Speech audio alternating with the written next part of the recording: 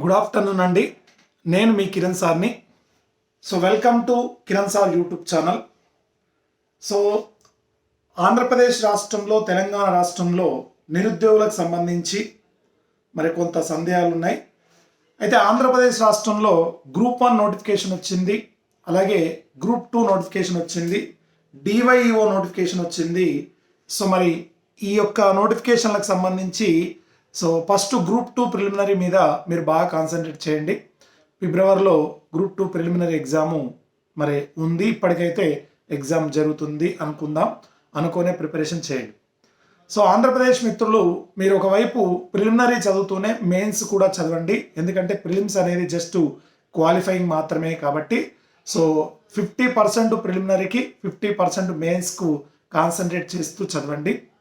తర్వాత తెలంగాణ రాష్ట్రంలో ఏదైతే జనవరి 6, 7 తారీఖు నాడు జరిగే గ్రూప్ 2 పరీక్ష ఉందో, ఈ పరీక్ష మరి జరిగే అవకాశం అయితే లేదండి. ఎందుకంటే మనకు ఇప్పటికే జరగాల్సిన అంటే ఎగ్జామ్ పెట్టడానికంటే ముందు కలెక్టర్లకు స్పష్టమైన ఆదేశాలు రావాలి. పైగా చైర్మన్ ఉండాలి. చైర్మన్ గారు మరి దానికి సంబంధించిన నిర్వహణ ఏర్పాట్లు చూసుకోవాలి. ఇవన్నీ కూడా కావాలి. మరి ఇప్పటికే చైర్మన్ గారు, టీఎస్పీఎస్సీ చైర్మన్ గారు రాజీనామా చేసి ఉన్నారు, అలాగే సభ్యులు రాజీనామా చేసి ఉన్నారు. మరి కనీసం 2 సభ్యులే ఉన్నారు. ఇంకొక 5 సభ్యులను నియమించి అందులో ఒక ఇన్ఛార్జ్ నియమిస్తే ఆ ఇన్ఛార్జు మరి టీఎస్పీఎస్సీ బాధ్యతలు పరీక్షా నిర్వహణకు సంబంధించి ఏర్పాట్లు చేసే అవకాశం ఉండేది. కానీ ఈ తక్కువ సమయంలో జరిగే అవకాశం లేదు. అయినా ముఖ్యమంత్రి గారు చాలా స్పష్టంగా చెప్పారు, రీషెడ్యూల్ చేయండి అని చెప్పేసి, రీషెడ్యూల్ చేయాలి అని చెప్పేసి మనకు పేపర్లో వార్తలు వచ్చాయి. కానీ ఈ మధ్యన ఈ 2-3 రోజుల నుంచి సందిగ్ధం అని చెప్పేసి మళ్ళీ కొత్త అది పెట్టారు. జరిగే అవకాశం అయితే మనకైతే స్పష్టంగా జరిగే అవకాశం లేనట్టే మనకు స్పష్టంగా కనపడుతుంది. మరి ఇప్పుడు నిరుద్యోగుల ముందున్నటువంటి మార్గం ఏంటి అంటే మీరు ఏం చేయాలి అంటే, చూడండి, మనకు జనవరిలో యాక్చువల్గా పంచాయతీ ఎలక్షన్స్ ఉంటాయి అనుకున్నాం.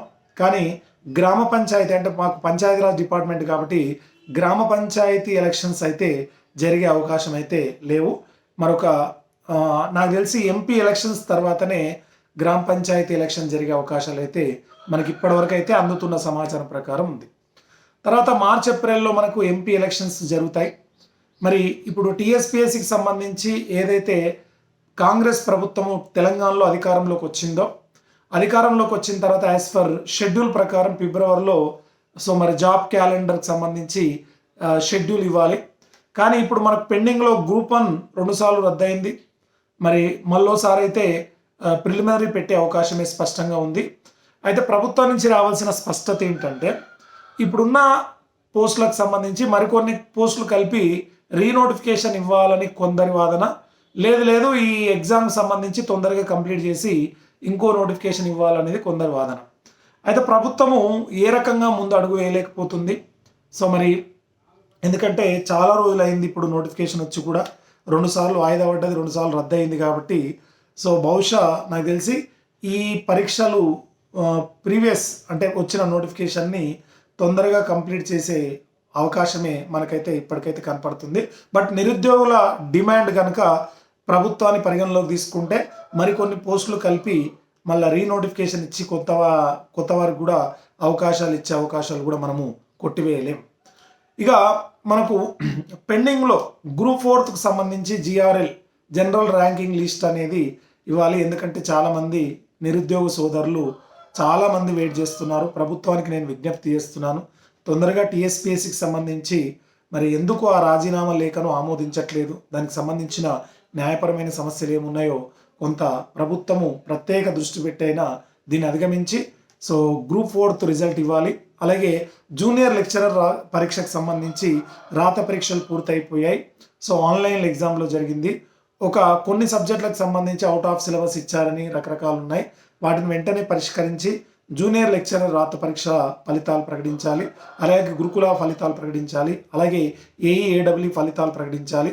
ఇవన్నీ కూడా ప్రభుత్వం వెంటనే పరిగణలోకి తీసుకోవాలి. ఎందుకంటే ఈరోజు మరి తెలంగాణలో అధికారంలోకి వచ్చిందంటే నిరుద్యోగుల యొక్క కృషి చాలా ఎక్కువ ఉంది కాబట్టి రాష్ట్ర ప్రభుత్వం కూడా ప్రత్యేకంగా దీనిపై ఆలోచించి తొందరగా రిజల్ట్ ఇచ్చి, జరిగిన పరీక్షలకు తొందరగా రిజల్ట్ ఇచ్చి, ఈ జరగాల్సిన పరీక్షల విషయంలో ఎంత తొందరగా వీలైతే అంత తొందరగా క్లారిటీ ఇచ్చే ప్రయత్నం అయితే చేయండి. సో గందరగోళం సృష్టిస్తున్నారు. అయితే జనవరి 6-7 తారీఖు నాడు జరిగే ఉంటే ఇప్పటికీ అన్ని ఏర్పాట్లు పూర్తయి ఉండేది. మరి ఇంకా మనకు కరెక్ట్గా 10 రోజులు కూడా సమయం లేదు కాబట్టి ఇంత తొందరలో అది పెట్టినా కూడా నిరుద్యోగులు ఎవరైతే సిద్ధంగా లేరు, మరి రాయడానికైతే ఎవరు సిద్ధంగా లేరు. కాబట్టి ప్రభుత్వం వాయిదా వేసే అవకాశమే స్పష్టంగా ఇంకా అధికారికంగా ప్రకటించాల్సి ఉంది. అలాగే ఈ ఎస్ఐ కానిస్టేబుల్కి సంబంధించి జియో 46 విషయంలో కూడా ప్రభుత్వము రద్దు చేస్తామని కొంతమంది ప్రజాప్రతినిధులు, రద్దు చేయలేమని కొంతమంది రకరకాలుగా మాట్లాడుతున్నారు. దానిపై స్పష్టంగా ఒక నిర్ణయం తీసుకొని నిరుద్యోగులతో పిలిచి మాట్లాడి మరి సాధ్యమైనంత వరకు ఆ యొక్క జియో 46 విషయంలో కూడా ప్రభుత్వం నిర్ణయం తీసుకొని కానిస్టేబుల్ సోదరులకు సరైన న్యాయం చేయాల్సిందిగా కోరుచున్నాం. ఒకవేళ ఎటువంటి ఇబ్బంది వచ్చినా ఇంకోటి ఎస్ఐ కానిస్టేబుల్ నోటిఫికేషన్ కూడా మరి ప్రభుత్వము ఈ సంవత్సరము మరో నోటిఫికేషన్ ఇస్తే ఎవరైతే 1 మార్కులు 2 మార్కుల దగ్గర కోల్పోయిన నిరుద్యోగ సోదరులు ఉన్నారో వాళ్లకు మంచి చేసిన వారు అవుతారు. కాబట్టి ప్రభుత్వము దయచేసి మరి ఒక కొత్త ఎస్ఐ కానిస్టేబుల్ నోటిఫికేషన్ను ఈ సంవత్సరంలో అంటే 2024 సంవత్సరంలో ఇవ్వాల్సిందిగా నిరుద్యోగుల తరపున కోరుతున్నాం. ఇక నిరుద్యోగ సోదరులు చేయవలసింది ఏంటంటే, సో ఇప్పుడు మీకు నోటిఫికేషన్లు అయితే వచ్చాయి 2 తెలుగు రాష్ట్రాల్లో. ఇప్పుడు ఏపీలో కానీ తెలంగాణలో కానీ గ్రూప్ 1, గ్రూప్ 2, గ్రూప్ 3 తెలంగాణలో వచ్చింది. ఏపీలో అయితే గ్రూప్ 1, గ్రూప్ 2, డివైఓ ఇతర పోటీ పరీక్షలకు సంబంధించి కొన్ని నోటిఫికేషన్లు వచ్చాయి. నోటిఫికేషన్లు అయితే వచ్చాయి. ఇంకా ఎగ్జామ్స్ ఇంకా నెల కాకుండా 2 నెలలు కాకుండా 3 నెలల తర్వాతనైనా జరుగుతుంది. ఈసారి షెడ్యూల్ ఇస్తే మళ్ళీ షెడ్యూల్ మార్చే అవకాశం లేదు. కాబట్టి దయచేసి నేను చెప్తున్నా ఏంటంటే, సీరియస్గా ప్రిపేర్ అయ్యే అభ్యర్థులు ఎవరైతే ఉన్నారో వాళ్ళు మీ ప్రిపరేషన్ అయితే స్టార్ట్ చేయండి. ఖచ్చితంగా ఈసారి ఎగ్జామ్ జరిగిపోతుంది. ఎందుకంటే టీఎస్పీఎస్సీ ప్రక్షాళన ఇవన్నీ కూడా చాలా పకడ్బందీగా ఈసారి ప్రభుత్వం అయితే నిర్వహించే అవకాశం ఉంది. మీ దగ్గర ఉన్నదల్లా ఎగ్జామ్ పెట్టినప్పుడు సో మరి దాన్ని జాబ్ వచ్చే విధంగా ప్రజెంటేషన్ రాయడం తప్ప నిరుద్యోగుల దగ్గర ఉండేది ఏమి ఉండదు. ప్రభుత్వము తీసుకోవాల్సిన నిర్ణయాలు ఉంటాయి కొన్ని. ఎందుకంటే ప్రభుత్వ యంత్రాంగం అనేది అనేక రకాల అంశాలతో ముడిపడి ఉంటుంది. కాబట్టి ప్రభుత్వము నిర్ణయం తీసుకొని ఒక తేదీని కనుక ప్రకటిస్తే అది తొందరగా వచ్చే అవకాశం ఉంది. సో ఇచ్చిన తేదీలనైనా సరే 2 నుంచి 3 నెలలకైతే ఎక్కువ సమయం ఇచ్చే అవకాశం ఉండదు. కాబట్టి ఈ గ్రూప్ 2, గ్రూప్ 3 ప్రిపేర్ అయ్యే అభ్యర్థులు ఎవరైతే ఉన్నారో, అలాగే గ్రూప్ 1 ప్రిపేర్ అయ్యే అభ్యర్థులు ఎవరైతే ఉన్నారో వాళ్ళు కొంత లాంగ్ ప్రిపరేషన్ అనేది కావాలి. చాలామంది ప్రిపరేషన్ను వదిలేశారు. అట్లా చేయకండి, ప్రిపరేషన్ స్టార్ట్ చేయండి. ఎందుకంటే ఇక ప్రభుత్వం అయితే తీవ్రంగా కసరత్తే చేస్తున్నట్టుగా మనకు స్పష్టంగా సమాచారం ఉంది.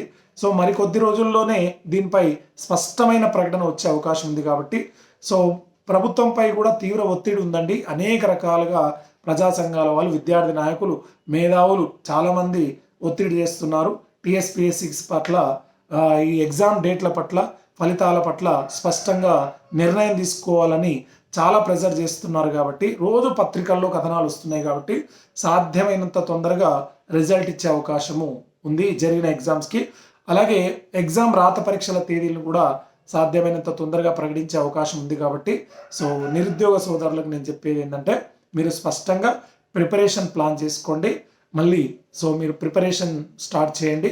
ఖచ్చితంగా సాధ్యమైనంత తొందరగా ఎగ్జామ్ డేట్లు ఇచ్చే అవకాశం ఉంది.